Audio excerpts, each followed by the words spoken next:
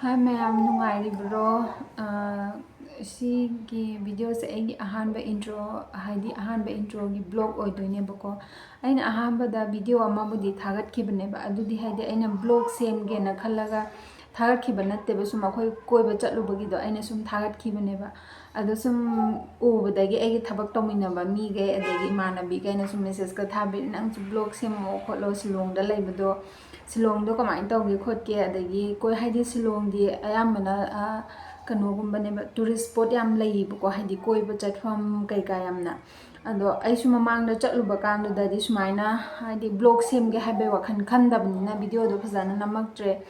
aduna moina admaina semo khotlo haire bako ado ai sembusu haite adamina yeningadra yeningoi su khangde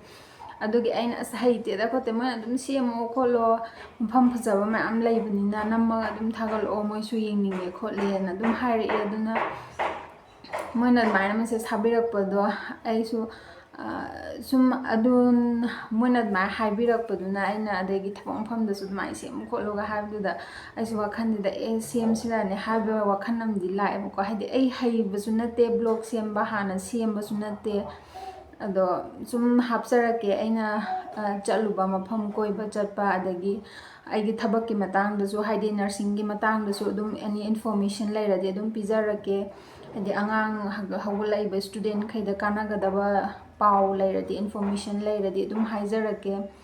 aduga adagi Silongda kamaina lay adai kai kai phangi kholi adai khoi koiba chatpa matamda adum blog nammaga hapcharaage ado mamangi akhuna dakui chatpa dudi ai blog oina di namdreba hadi ai sumaina thagat ke khot ke di khandabnina ado ji sum video mateng te yawdo adudo aina kano tawra sum hapane ba ade aigisu memory oi hauna ba haidi sumaina le hauragadi aina Silongda leiringaida sumaina chatlure khotlure habdo adu gi memory ama su le hawidana ade haidi aisida dum leidaw nate nom natra nomadi yumda dum handoine ba adugi memory do le haw na ba ai dum semage na khalliko adagi ai yam toina semadi ngamdaw mande haidi ai thabak su chatle adagi angang su leire aduna angang leibanina dum thabak ti khar chille bako aduna dum ngamakanda dum semake aduga mayam yeng pamgadra pamoidradi khangdeko aina semdo haisu haitabnina ado tap tapna sum semakanda hairakpra yengage ado sum semjarage mathangi video dagi ngasi nong su yam tai Silongda ko nasa yukti nungsa sai aina thabak chatkanda di nungsa sai ba ado huji halakanda nong kanna tai nong kan tai aina halakpadu nong chotle ba ai halakanda huji pudi yum yawre ado huji evening gi cha kai cha do no khangde kai dolly kai cha si ke evening gi chahau de lai chahau tan oina hausira khangde han yum dagi mama oi la amme ba moi lakpa kanda chahau pura amme adu doina chahau tan oina haura age aduga ngasi cha evening gi cha thakpa gi oina nong su am tari mapan je ai ulakke mapan weather sidi nong kanna tar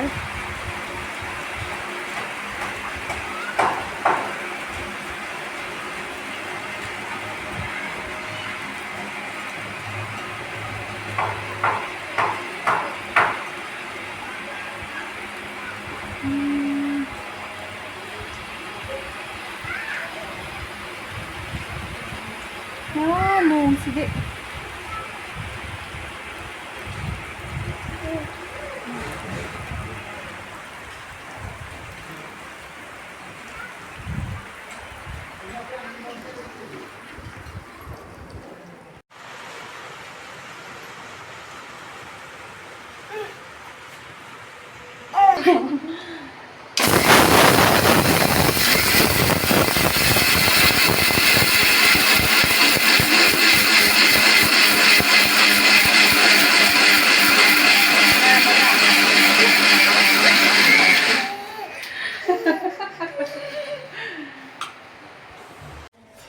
takpa loire nasai chahau de takpa loire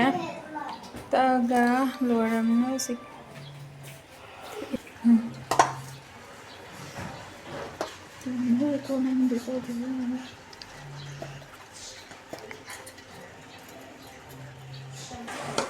ꯂꯣꯏꯔꯦ ꯆꯤꯅꯤ ꯈꯤꯇꯪ ꯍꯥꯞꯄꯅꯤꯀꯣ ꯊꯨꯝꯅ ꯆꯥꯅꯤꯡꯕꯒꯩ ꯑꯗꯣ ꯍꯥꯞꯇ꯭ꯔꯁꯨ ꯌꯥꯏ ꯑꯗꯨꯝ ꯆꯤꯅꯤ ꯍꯥꯞꯇꯕꯤ ꯇꯧꯔꯁꯨ ꯑꯩꯈꯣꯏꯗꯤ ꯆꯤꯅꯤ ꯈꯤꯇꯪ ꯍꯥꯞꯄꯒꯤ ꯊꯨꯝꯅ ꯆꯥꯅꯕ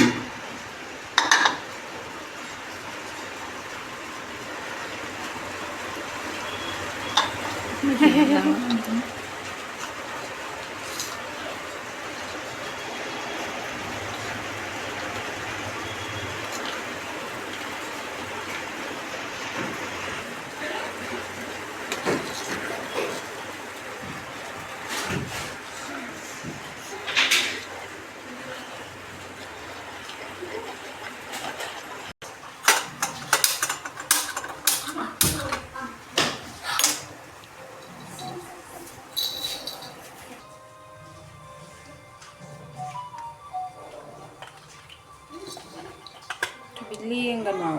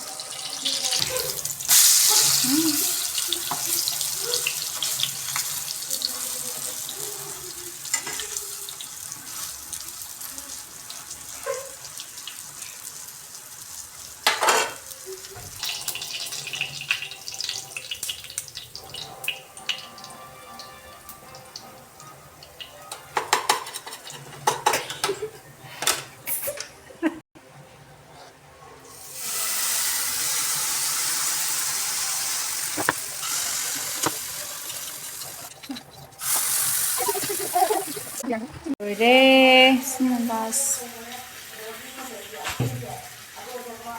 ꯂꯣꯏꯔꯦ ꯁꯤꯅ ꯂꯥꯁꯇꯅꯤ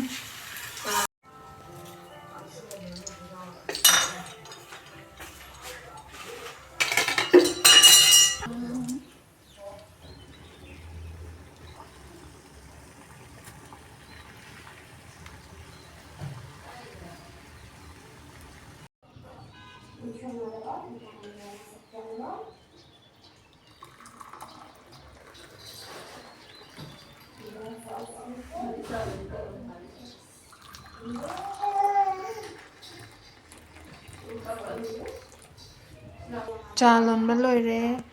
ꯑꯗꯨ ꯆꯥ ꯂꯩꯔꯦ ꯆꯉꯥꯡ ꯁꯤꯗ ꯆꯥꯍꯥꯎ ꯇꯟ ꯂꯩꯔꯦꯀꯣ ꯑꯗꯨꯒ ꯆꯥ ꯂꯣꯟꯕ ꯂꯣꯏꯔꯦ ꯑꯗꯣ ꯆꯥꯁꯦ ꯊꯛꯑꯅꯤꯕꯀꯣ ꯆꯥ ꯊꯛꯄꯗꯨꯗꯤ ꯍꯥꯞꯆꯔꯛꯑꯔꯣꯏꯒꯦ ꯍꯧꯖꯤꯛ ꯅꯣꯡꯁꯨ ꯈꯔ ꯍꯥꯡꯈ꯭ꯔꯦꯕꯀꯣ ꯑꯗꯨꯅ ꯚꯤꯗꯤꯑꯣꯁꯦ ꯁ꯭ꯋꯥꯏꯗ ꯂꯣꯏꯁꯤꯟꯖꯔꯒꯦ ꯉꯁꯤꯒꯤꯗꯤ ꯃꯊꯪꯒꯤ ꯚꯤꯗꯤꯑꯣꯗ ꯑꯃꯨꯛ ꯍꯥꯞꯆꯔꯛꯑꯒꯦ ꯅꯣꯡꯁꯨ ꯍꯥꯡꯈ꯭ꯔꯦ ꯑꯗꯨꯅ ꯉꯁꯤꯒꯤꯗꯤ ꯂꯣꯏꯁꯤꯜꯂꯒꯦ ꯁ꯭ꯋꯥꯏꯗ ꯁꯨꯝ ꯚꯤꯗꯤꯑꯣꯁꯦ